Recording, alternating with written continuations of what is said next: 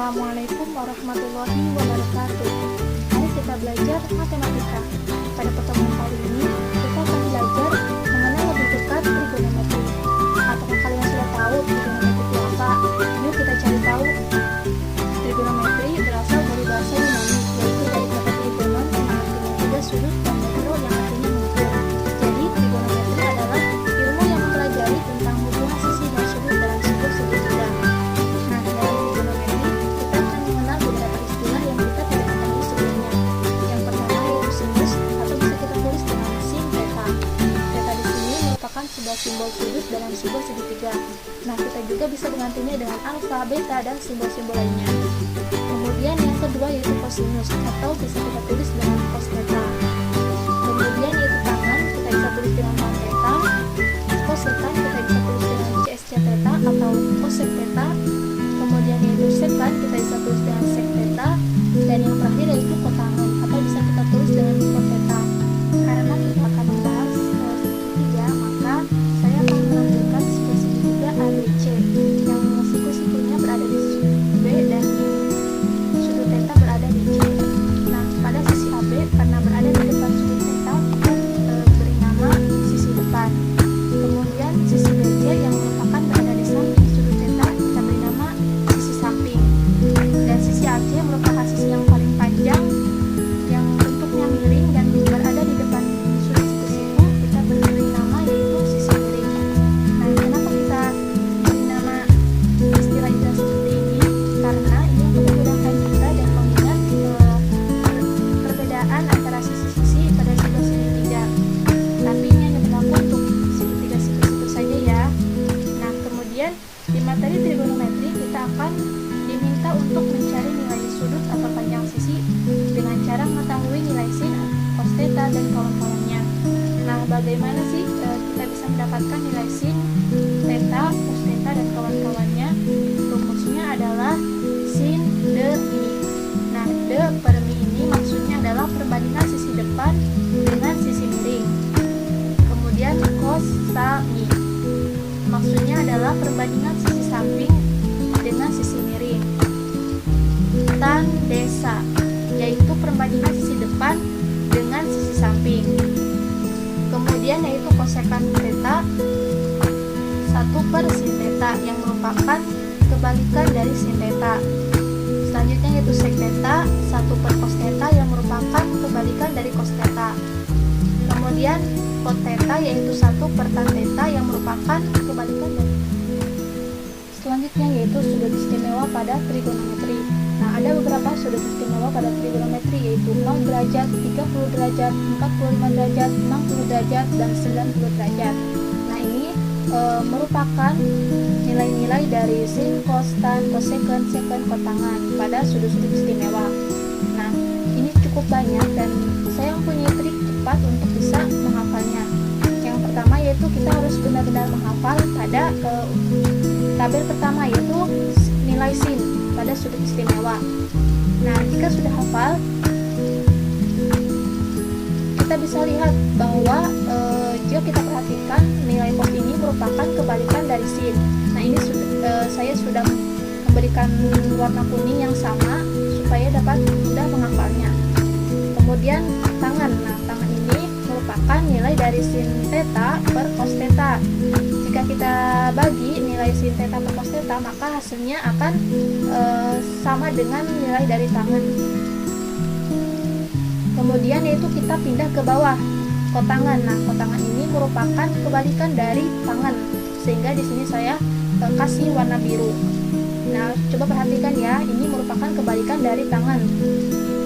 Kemudian yaitu kosekan. Nah, kosekan ini nilainya didapat dari 1/sin theta. Jika kita bagi 1/sin theta yaitu 1/0, hasilnya itu tan hingga 1/2. 1 maksud saya 1 dibagi 1/2 hasilnya 2 dan seterusnya. Kemudian yang terakhir yaitu sekan. Nah, sekan ini jika kita perhatikan merupakan kebalikan dari kosekan, sehingga saya beri tanda merah agar kita bisa mudah mengingatnya. Nah, inilah cara cepat kita bisa menghafalkan sudut. Nah, selanjutnya yaitu mengenai sistem kuadrat. Nah, sebelumnya kita sudah belajar mengenai sudut istimewa dari mulai 0 derajat sampai dengan 90 derajat. Nah, bagaimana nih kalau kita bertemu dengan sudut yang lebih besar dari 90 derajat, misalnya 120 derajat. Nah, kita disuruh mencari sin 120 derajat. Nah, gimana caranya? Oleh karena itu, kita akan belajar mengenai sistem kuadran. Nah, kuadran sendiri yaitu seperempat lingkaran. Sehingga kita di sini ada dua buah garis yang saling berpotongan dan saling tegak lurus, membagi menjadi 4 bagian yang menandakan 4 kuadran. Nah, kuadran pertama yaitu 0 sampai dengan 90 derajat, kuadran kedua yaitu 90 derajat sampai dengan 180 derajat, dan kuadran 3 yaitu dari 180 derajat sampai dengan 270 derajat, dan kuadran 4 dari 270 derajat sampai dengan 360 derajat. Nah, mengapa sampai dengan 360 derajat? Karena satu lingkaran merupakan 360 derajat. Untuk kuadran 1, sudutnya bisa kita sebut dengan theta atau dengan simbol lainnya, atau bisa ditentukan dengan 90 derajat dikurangi theta. Untuk kuadran 2 bisa ditentukan dengan 90 derajat ditambah theta, atau 180 derajat dikurangi theta.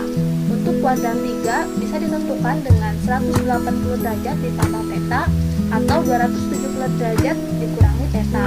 Dan untuk kuadran 4 bisa ditentukan dengan 270 derajat ditambah theta, atau dengan 360 derajat dikurangi theta. Untuk kuadran 1 semuanya bernilai positif, baik itu sin, cos, tangen, kosekan, sekan, kotangan. Untuk kuadran 2 hanya sin dan pasangannya yaitu kosekan yang bernilai positif. Kemudian untuk kuadran 3 yaitu hanya tangen dan kotangan yang bernilai positif. Dan untuk kuadran 4 hanya cos dan pasangannya yaitu sekan yang bernilai positif. Teman bisa perhatikan di sini ada sin 120 derajat. Namun di sini kita bisa lihat perbedaannya. Yang pertama itu menggunakan sudut pengganti 180 derajat dikurangi theta, sedangkan yang kedua menggunakan 90 derajat tambah theta. Nah, jadi perbedaannya yaitu jika kita menggunakan 180 derajat dan 360 derajat, maka sin akan tetap sin, cos akan tetap cos sampai dengan seterusnya. Nah, jika kita menggunakan 90 derajat dan 270 derajat, maka sin akan menjadi cos akan menjadi sin. Nah, teman-teman bisa lihat ya pada contoh di bawah ini adalah perbedaan penggunaan dari sudut pengganti yang pada tabel tersebut. Halo teman-teman, selanjutnya kita akan belajar mengenai aturan sinus dan kosinus. Nah, sebelumnya kita sudah mengetahui ya bagaimana cara mencari panjang sisi dan besar sudut pada sebuah segitiga siku-siku, yaitu dengan cara sindemi, kosami, dan tandesa. Nah, jika segitiganya sembarang, bagaimana nih? Ya, kita gunakan aturan sinus dan aturan kosinus. Aturan sinus digunakan ketika yang diketahui 2 sisi dan 2 sudut, sedangkan aturan kosinus dipakai ketika yang diketahui 3 sisi dan 1 sudut. Nah, teman-teman bisa lihat ya rumusnya. Nah, jika teman-teman masih bingung bagaimana menggunakan aturan sinus dan aturan kosinus, coba perhatikan ya caranya.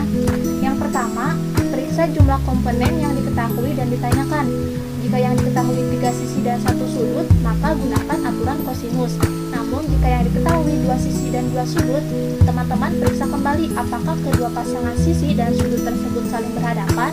Nah, jika saling berhadapan, teman-teman gunakan aturan sinus. Namun, jika ada yang tidak berhadapan, teman-teman periksa kembali berapa jumlah sudut yang diketahui. Jika sudut yang diketahui 2 sudut, maka cari sudut ketiga lalu gunakan aturan sinus. Jika yang diketahuinya hanya 1 sudut, gunakan aturan kosinus dilanjutkan dengan aturan sinus. Nah, itulah cara kapan teman-teman harus menggunakan aturan sinus atau aturan kosinus. Semoga bermanfaat. Nah, selanjutnya yaitu mengenai jumlah dan selisih 2 sudut.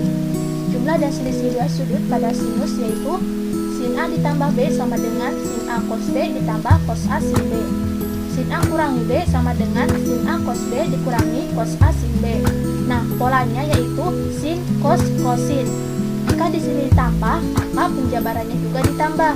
Jika di sini dikurangi, maka penjabarannya juga dikurangi. Jadi, tandanya mengikuti yang di depan. Dan polanya yaitu sin, cos, cosin. Kemudian, jumlah dan selisih 2 sudut pada kosinus, yaitu cos A ditambah B sama dengan cos A cos B dikurangi sin A sin B. cos A dikurangi B sama dengan cos A cos B ditambah sin A sin B. Polanya yaitu cos sin. Nah, untuk tandanya jika di sini ditambah maka penjabarannya dikurangi. Namun jika di sini dikurangi maka penjabarannya ditambah, yaitu kebalikannya ya. Berbeda dengan sinus yang tadi, mengikuti yang di depan. Selanjutnya yaitu jumlah dan selisih dua sudut pada tangan.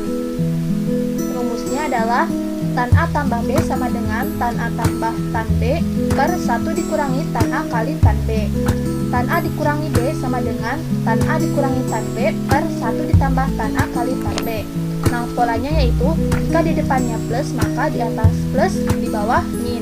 Sedangkan jika di depannya min maka di atasnya min, di bawahnya plus. Jadi plus plus min, dan jika ininya min maka min plus. Untuk rumusnya sama, yang membedakan yaitu hanya tandanya saja. Nah, teman-teman harus mengingat kembali ya polanya. Selanjutnya yaitu rumus perkalian sinus dan kosinus. Nah, ini merupakan rumus perkalian sinus dan kosinus. Lumayan panjang ya teman-teman.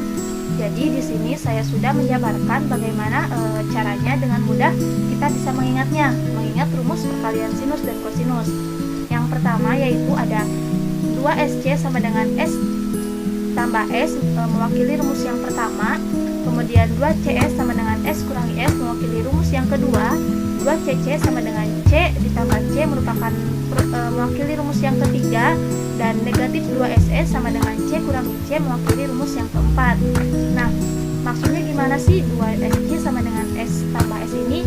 Nah, misalkan kita akan mengingat rumus yang pertama, yaitu 2SC sama dengan S plus S. Nah, 2SC di sini maksudnya adalah apabila kita kalikan 2 kali sin A cos B sama dengan S plus S. Nah, S di sini adalah nilai trigonometri yang pertama yaitu sin, yang hasilnya yaitu penjumlahan dari dua sudutnya yaitu sudut A ditambah sudut B. Kemudian nilai S yaitu nilai trigonometri yang kedua yaitu sin juga merupakan selisih dari dua sudutnya yaitu sudut A dikurangi dengan sudut B. Nah, ini juga berlaku untuk yang lainnya ya. Selanjutnya yaitu penerapan trigonometri dalam kehidupan sehari-hari. Nah, banyak sekali penerapan trigonometri dalam kehidupan sehari-hari. Di antaranya yaitu dalam bidang navigasi, yaitu untuk menentukan dan mengetahui jarak antar pesawat. Nah, siapa nih di sini yang menjadi pilot? Kita harus tahu dulu ya ilmu trigonometri supaya kita dapat mengetahui jarak antar pesawat. Yang kedua yaitu dalam bidang arsitektur. Nah, dalam penciptaan rumah atau bangunan harus mengikuti parameter tertentu. Sebagai contoh, setiap sudut dari semua dinding dan kolom harus diukur untuk menghindari kelainan bentuk yang dapat menyebabkan bangunan runtuh seiring waktu. Kemudian yang ketiga yaitu dalam bidang astronomi. Nah, dalam bidang astronomi, trigonometri berfungsi untuk menghitung jarak dari planet bumi ke matahari, ke bulan, jari-jari bumi, dan untuk mengukur jarak antar planet-planet. Nah, bangsa Mesir juga menetapkan ukuran sudut dalam derajat, menit, dan detik dan menggunakannya dalam astronomi. Kemudian selanjutnya yaitu dalam bidang oseanografi. Nah, dalam bidang oseanografi, trigonometri bermanfaat untuk menghitung ketinggian gelombang air laut. Jadi kita bisa mengukur ketinggian gelombang air laut menggunakan trigonometri. Selanjutnya yaitu dalam bidang geografi. Nah, dalam bidang geografi, trigonometri digunakan untuk menghitung jarak pada peta, yaitu dengan menggunakan paralel dan meridian untuk menghitung panjangnya. Kemudian yaitu dalam bidang teknik sipil. Nah, contoh penggunaan trigonometri dalam teknik sipil diamati melalui pembangunan jembatan, jalan, bangunan, dan tata tanah. Kemudian yaitu trigonometri juga bermanfaat dalam bidang olahraga, yaitu diterapkan dalam permainan bola biliar. Berdasarkan pada bentrokan antar bola, itu membuat masing-masing dari mereka pergi ke arah tertentu, menciptakan sudut tertentu. Sudut-sudut ini digunakan oleh setiap pemain untuk menentukan seperti apa langkah mereka selanjutnya. Kemudian yaitu yang terakhir, trigonometri juga berfungsi untuk menentukan arah kiblat. Nah, arah Ka'bah yang berada di kota Mekah yang dijadikan kiblat dapat diketahui dari setiap titik di permukaan bumi. Maka untuk menentukan arah kiblat dapat dilakukan